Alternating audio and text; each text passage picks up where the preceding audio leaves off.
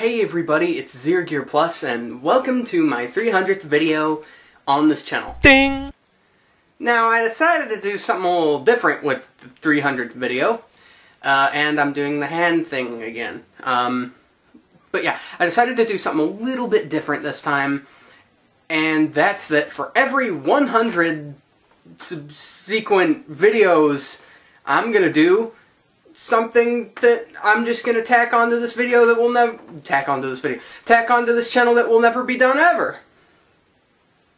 Which, among the other things that I already have on here that I don't do anymore, pretty much.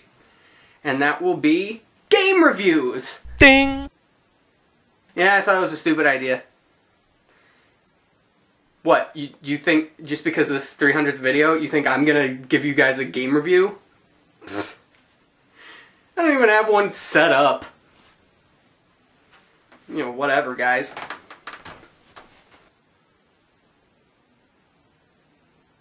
Oh my god, wait a minute.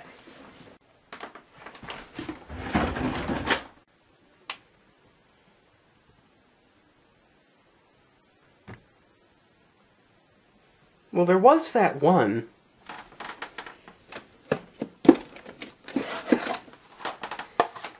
Okay, I know the AVGN review of this game was, to say the least, one of the worst he's ever done, considering how odd and crafty NES games used to be back in the day. But Karate Kid for the NES, this game was a little bit on the different side for me. It held up in a special kind of light, considering what NES games were like back in the day. We expected them to be hard, we expected them to be challenging, we expected them to test our limits of knowledge and endurance and stamina as far as a game could take us.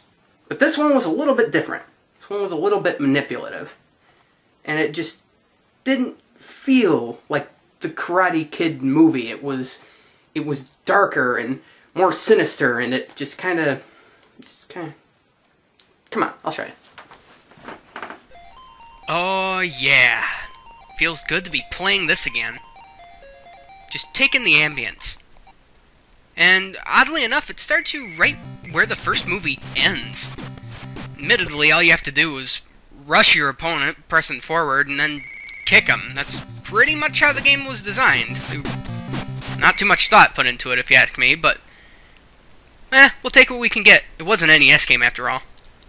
So you're pretty much plowing your way through the finals. Not that terribly hard. And then, of course, you fight Johnny at the end, and you just release all your crane kicks on him by standing still, and it's fun! Okay, so now you're going to be thrown into the next level, Stage 2, which is just pretty much downtown Okinawa. So you're beating up guys that apparently are out for blood for some weird reason. Jump by pressing up, which will come back to haunt me later, as you'll see. You're picking up C's so that you can use crane kicks, which aren't too effective as of right now. And you're just kind of walking around Okinawa, having a good old time. But what's this? You jump into people's houses to go and do a minigame? Just letting you know, there are going to be minigames in this game. Some of them easier than others. Like this chopstick fly-catching game, where I just happen to be really good at it. Unless it's a game like Swinging Hammer. Dang it! So you're walking across town and... oh man, again? Okay, so you're rushing, getting close to the end of the level, and then... what's up with this one?! So now you're really at the end of the second level, and then Chosen comes out, and he doesn't look too particularly happy, so you give him a couple drum punches to the face, and boom, that's the end of level 2. And then comes Stage 3. If anything is sacred to you, you will stop right now. Please, for the sake of the children, don't play anymore! Level 3 is, without a doubt, what spawned so much hate for this game. I mean, there's just so much coming at you at once. Not only do you have the guys from the last level coming at you, but now you have birds and sticks, and the wind pushes you back, and there are pits everywhere. I don't even know what to... I died? Okay. So you're going throughout this level, and wait, who the heck is that? Is that Mr. Sato? No, I'm pretty sure Mr. Sato looks like this. I guess they look about the same. So you're walking in the storm, jumping on people's houses, and... hey, new minigame! Aww. Okay, so you keep walking, you keep walking, you keep walking. Uh-oh. Hey, I got one! Aw, man! And so you get to about this part. This is about that part where nobody really wants to play this game anymore. And, hey, I get to try again. Really? now you're back outside, so you jump down here and you're trying to walk across, and then... Really, game? So now you're gonna start back, not very far from where they killed you, but now you have to deal with all this crap again. Half the battle is just getting up this thing over here. I mean, look at legitimately how much I'm trying to get up at least over to this ladder, if not up it. And so, not to mention that so much as touching your opponents just makes you fly away, but they apparently don't seem to follow the same logic. So then by some twisted miracle of fate, you get back up here, and then I'm not putting up with this again! So then they put you up here and you figure, well, let's try and walk across this. But no, the guys just knock you back down into the pit where you fall in the water. It's really frustrating. But then you have to go through all this again. So, in the midst of all this, you have to fight so many elements just to get up the stairs, across this wooden bridge. I don't even know what that is. So now you're doing semi-decent, and you get across here and you're like, wait, this is only half done? Didn't think so. So you're done with the bridge, and everything appears to be okay until... Hidden bonus stage. Didn't see that coming, did you? Okay, so you're nearing the end of the level here, and you're killing a bunch of dudes by kicking them in the face, and you're save stating because this part's infuriatingly difficult, and then, oh, look, there's a little girl from the bell tower that you have to save. That's a nice little touch, and wait, why is Chosen here? Where was this in the movie? Where was this in the movie? Where was this in the movie? Where was this in the movie? Okay, stage 4, the last fight against Chosen. Okay, this part doesn't look... Spears?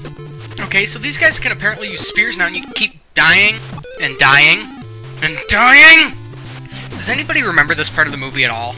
Where Daniel walks by himself to the castle to attend the parade at the end, and then he has to fight Chosen. Does anybody remember this? Okay, so... we have just this... what is this level exactly? You're just kind of walking... on what looks like the set of the Flintstones. It just looks like reused scenery over and over and over again. You keep dying because the guys have spears that can throw rocks at you, and on top of that they can still punch and kick. I mean, look at this, it's all the same thing!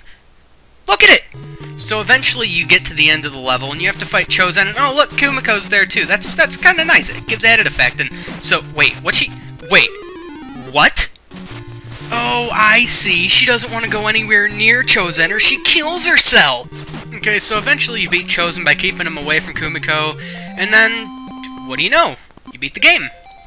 And then Mr. Miyagi talks to you a little bit.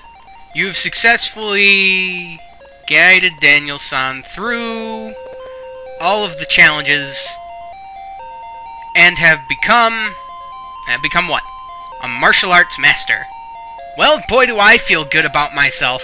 Now, how about that nice ending of the game with the... Wait, that's it? That's it? That's it? That's it?